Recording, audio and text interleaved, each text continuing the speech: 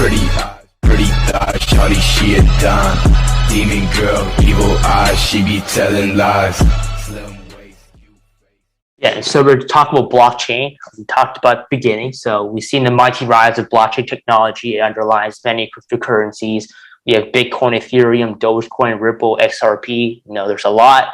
And blockchain is always decentralized, at least for the most part. So what are your thoughts on blockchain technology and its decentralization in the future, given that the internet is also, decentralized as well?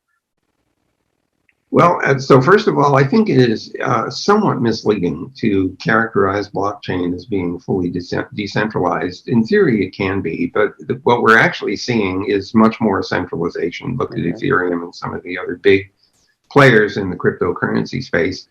So on top of which, I would say that in order to trust a blockchain mechanism, it's my view you should know who the parties are. So I'm not a big fan of the anonymous blockchain because I'd like to know who I am depending on to manage the data. I'd also need to point out that the basic blockchain mechanism is one thing, recording of all the various transactions. But it's very common for people to keep a record of their transactions in a wallet.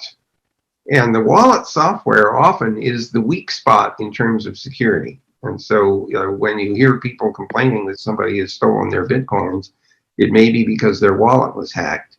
Or it may be that they forgot what the private key is associated with their blockchain or Bitcoin account, in which case they lose access to their Bitcoins, and now they've lost a lot of money. So I'm not a huge fan of these mechanisms. I'm not anti-blockchain by any means. And in fact, we use it at Google for certain applications that are properly sized. And so one of the big challenges for blockchain is the rate at which transactions can be processed. How quickly can a new block in a blockchain be digitally signed?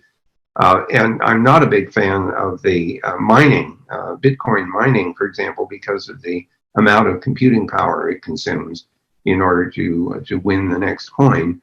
So I much prefer a permissioned blockchain with a different mechanism for deciding who signs the next block.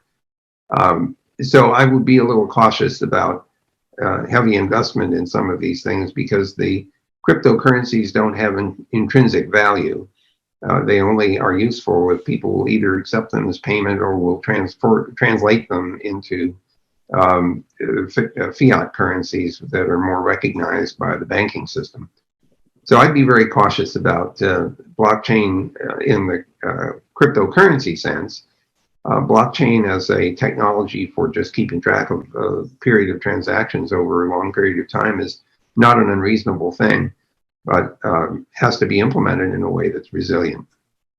Well, speaking of blockchain mining Bitcoin, I also don't support it. So that's why I'm not buying Bitcoin, but me and my friends, we bought Dogecoin as a joke.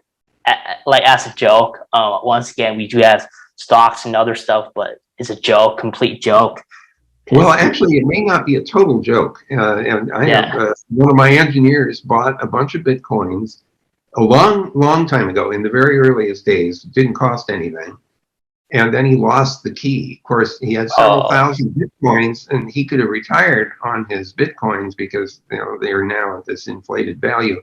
But the problem is that the value is so variable that I don't think I would want to be paid in a currency that has uncertain value. So that's another reason why I'm not a big fan of Bitcoin. And I noticed that Elon made a big investment and then decided maybe that wasn't such a good idea. Yep. So